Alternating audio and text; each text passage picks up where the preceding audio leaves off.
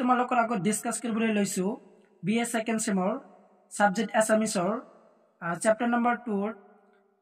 অত্যন্ত গুৰুত্বপূৰ্ণ দীঘলীয়া প্ৰশ্ন উত্তৰ তো তোমালোকে মডেলৰ পৰা তোমালোকে কোৱেশ্চন বিলাক ভালদৰে মিলাই লবা যেহেতু তোমালোকৰ মডেলৰ পৰা তোমালোকক কোৱেশ্চন আৰু আনসাৰটো দিও তো তোমালোকে ভিডিঅ'টো স্কিপ নকৰিবা কাৰণ স্কিপ কৰিলে তোমালোকে সম্পূৰ্ণ কোৱেশ্চন আৰু আনসাৰটো বুজি নাপাবা তো তেওঁৰ কাৰণে তোমালোকে ভিডিঅ'টো স্কিপ নকৰি তো সম্পূৰ্ণ ভিডিঅ'টো ভালদৰে চাই থকা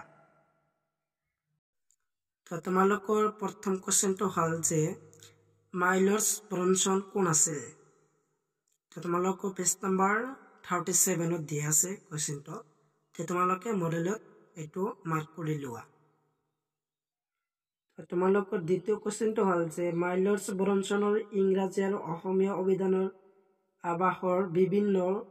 দিশৰ ওপৰত আলোচনা কৰা এই কোৱেশ্চনটো চাব পাৰা তোমালোকৰ পেজ নম্বৰ 34 ত দিয়া আছে 34 নহয় 38 ত দিয়া আছে কোৱেশ্চনটো তোমালোকৰ 10 মাৰ্কৰ হয় আৰু পেজ নম্বৰ 43 ত দিয়া আছে তোমালোকৰ কোৱেশ্চন নম্বৰ 3 অসমীয়া ভাষা সাহিত্য বিকাশৰ ইতিহাসত আনন্দৰাম ঢেকীয়াল ফুকনৰ ভূমিকা সম্বন্ধে চমুকৈ লিখা তো এই কোৱেশ্চনটো চাবা তোমালোকৰ পেজ নম্বৰ 43 ত দিয়া আছে কোৱেশ্চনটো তোমালোকৰ 10 মাৰ্কৰ হয় আৰু কোৱেশ্চন নম্বৰ 7 যে আনন্দৰাম ঢেকীয়াল ফুকনৰ ইংলেণ্ডৰ বিৱৰণ পাঠটিত লিখকে দাঙি ধৰা অসমীয়া মানুহৰ দুৰ্ব্যৱস্থাৰ কাৰণসমূহ কি কি অত্যন্ত গুৰুত্বপূৰ্ণ কোৱেশ্চনটো পেজ নম্বৰ 45 ত দিয়া আছে তো তোমালোকে মাৰ্ক কৰি লোৱা কোৱেশ্চনটো আৰু তাৰ পিছত আছে তোমালোকৰ ৰচনাধৰ্মী প্ৰশ্ন উত্তৰ যে আনন্দৰাম ঢেকীয়াল ফুকনৰ সাহিত্য কীৰ্তিৰ বিষয় এতিয়া আলোচনা জগত কৰা এই কোৱেশ্চনটো তোমালোকৰ পেজ নম্বৰ 45 তে দিয়া আছে তো তোমালোকে মডেলৰ 45 ত এই কোৱেশ্চনটো চাই লবা 10 মাৰ্কৰ হয় কোৱেশ্চনটো আৰু তাৰ পিছত চাবা যে কোৱেশ্চন নম্বৰ 2 আনন্দৰাম ঢেকীয়াল ফুকনৰ ইংলেণ্ডৰ বিৱৰণ নামৰ ৰচনাখনৰ বিষয়বস্তু সম্পৰ্কে চমুক আলোচনা কৰা পেজ নম্বৰ 48 ত দিয়া আছে কোৱেশ্চনটো তো লগতে আনসাৰ দিয়া আছে তো তোমালোকে পেজ নম্বৰ 48 ত দিয়া আছে তো তোমালোকে 48 ত কোৱেশ্চনটো পাই যাবা তো তাৰ পৰা তোমালোকে কোৱেশ্চন আৰু আনসাৰটো চাই লও নেক্সট কোৱেশ্চনটো হল যে কোৱেশ্চন নম্বৰ 2 ইষ্টৰী শিক্ষাৰ ক্ষেত্ৰত হিমচন্দ্ৰ বৰুৱাৰ ভূমিকা কি আছিল এই কোৱেশ্চনটো তোমালোকে চাই যাবা যে পেজ নম্বৰ 56 ত দিয়া আছে মডেল পেজ নম্বৰ 56 তো তাৰ পৰা তোমালোকে কোৱেশ্চন আৰু আনসাৰ সম্পূৰ্ণখিনি দিয়া আছে তো তোমালোকে তাৰ পৰা ভালদৰে পঢ়ি চাবা কোৱেশ্চনটো অত্যন্ত গুৰুত্বপূৰ্ণ হয় আৰু আছে তোমালোকৰ কোৱেশ্চন নম্বৰ 2 পেজ নম্বৰ 57 ত দিয়া আছে তো তোমালোকৰ কোৱেশ্চন নম্বৰ 2 হল যে অসমীয়া ভাষাৰ সাহিত্যিক প্ৰতিষ্ঠাৰ অগ্ৰণী ব্যক্তি হিমচন্দ্ৰ বৰুৱাৰ সাহিত্যিক অৱদানৰ বিষয়ে লিখা এই কোৱেশ্চনটো তোমালোকৰ 10 মাৰ্কৰ হয় কোৱেশ্চনটো তোমালোকৰ এক্সামত আহিলে তোমালোকৰ 10 মাৰ্কৰ আহিব তো এই কোৱেশ্চনটো তোমালোকে চাই যাবা মোস্ট ইম্পৰ্টেন্ট যিবিলাক মই কোৱেশ্চন দিয়া আছে তো অত্যন্ত গুৰুত্বপূৰ্ণ হয় এই কোৱেশ্চন বিলাক তোমালোকে ভালদৰে চাবা আৰু আছে তোমালোকৰ কোৱেশ্চন নম্বৰ 3 পেজ নম্বৰ 58 ত দিয়া আছে কোৱেশ্চনটো যে সমাজ সংস্কৃতিৰ সংস্কাৰৰ দিশত হিমচন্দ্ৰ বৰুৱাৰ অৱদানৰ বিষয়ে চমুকৈ লিখা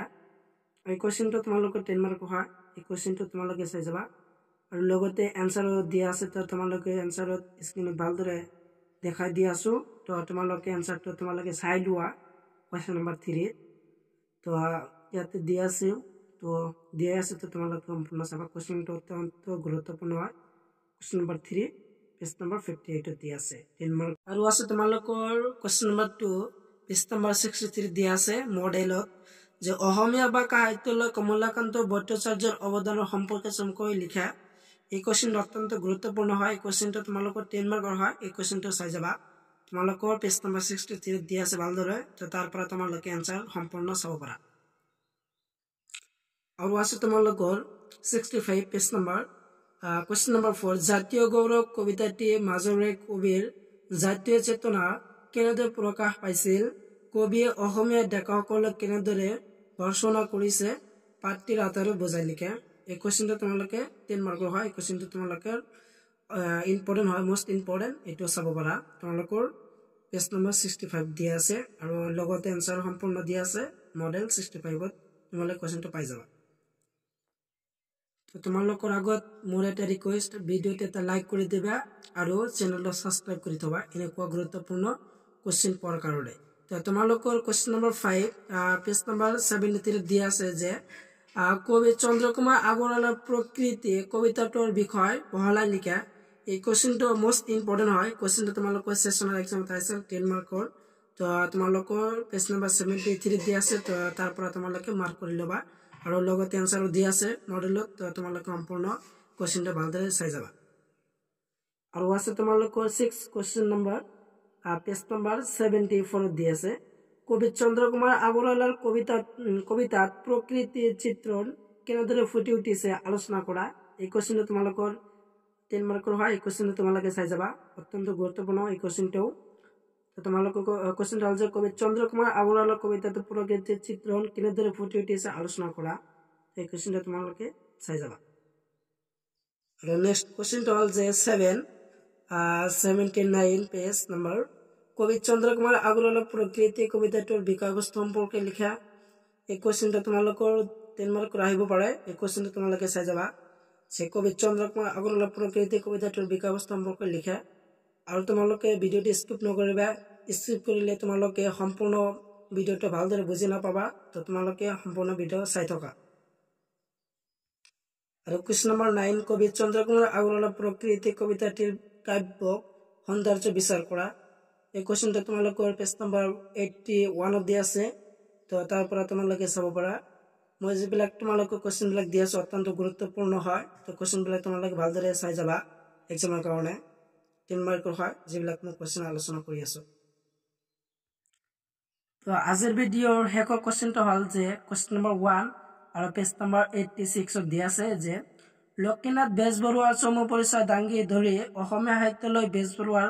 বুৰঞ্জীসমূহৰ উল্লেখ কৰা এই কোৱেশ্চনটো তোমালোকৰ 86 পেজত দিয়া আছে কোৱেশ্চনটো আৰু লগতে আনসাৰটো তোমালোকে চাই লোৱা আনসাৰ তোমালোকে ভালদৰে দিয়া আছে তো ইয়া আছে তোমালোকৰ লক্ষ্মীনাথ বেজবৰুৱাৰ চমু পৰিচয় দাঙি ধৰি অসমীয়া সাহিত্যলৈ বেজবৰুৱাৰ বুৰঞ্জীসমূহৰ উল্লেখ কৰাৰ আনসাৰ তো ইয়া আছে সম্পূৰ্ণ আনসাৰ তো সম্পূৰ্ণ আনসাৰটো তোমালোকে ভালদৰে চাই লোৱা আৰু মই তোমালোকক যিবিলাক কোৱেশ্চন বিলাক মই দিলো অতি ইম্পৰ্টেণ্ট হয় তো মই তোমালোকক কোৱেশ্চন বিলাক বাছি উলিয়াইছো আৰু তোমালোকে ইয়াৰ পৰা তোমালোকে ফাইনেল এক্সামত দুটা কোৱেশ্চন কমন পাবা মই তোমালোকক আশা কৰো যে তোমালোকে কমন পাবা বুলি তো তোমালোকে কোৱেশ্চন বিলাক ভালদৰে পঢ়ি যাবা আৰু তোমালোকৰ এক্সামৰ কাৰণে অতি ইম্পৰ্টেণ্ট হয় এই কোৱেশ্চন বিলাক